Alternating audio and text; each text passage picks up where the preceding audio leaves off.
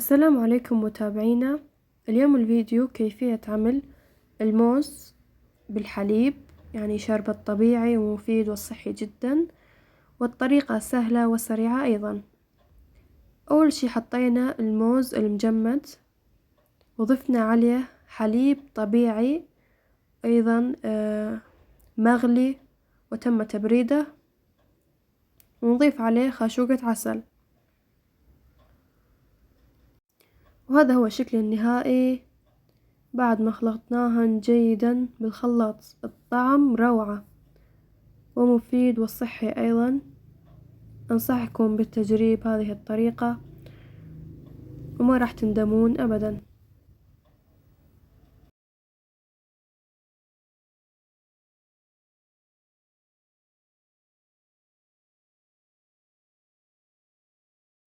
وبالأخير ما تنسون الاشتراك في القناة ووضع اللايك وتفعيل الجرس.